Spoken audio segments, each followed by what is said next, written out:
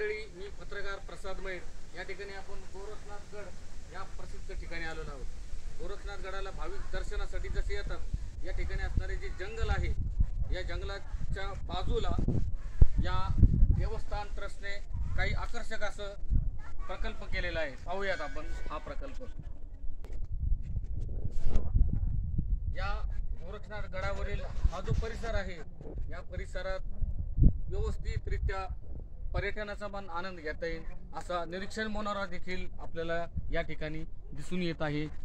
हा जो परिसर आहे, या ठिकाणीच्या पलीकडल्या बाजूने खूप मोठी दरी अर्थात नगर तालुक्याचा असा मोठा भाग आहे। दाट जंगलाचा एरिया आहे।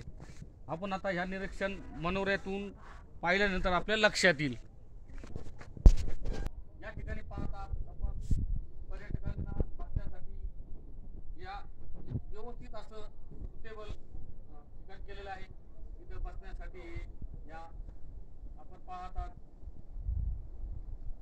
पर्यटकांना आनंद घेता येईल असं हे ठिकाण आपण पाहतात। या बाजूला आपल्याला बरंचसं असं जंगल, दाट झाडी असा परिसर दिसून येत आहे। आणि या देवस्थान ट्रस्टने पर्यटन विभागाच्या माध्यमातून हा निरीक्षण मनोरा केलेला आहे।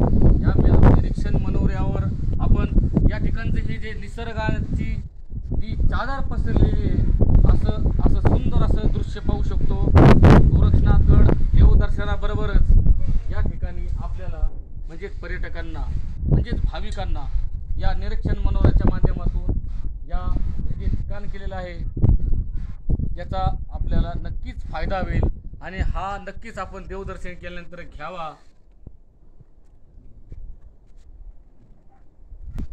नक्कीच देवदर्शन झाल्यावर याचा आपण लाभ घ्यावा आणि आनंद लुटावा। सतर्क खबरबाज जिल्ह्याची साठी प्रसाद मैड, गोरखनाथगड नगर।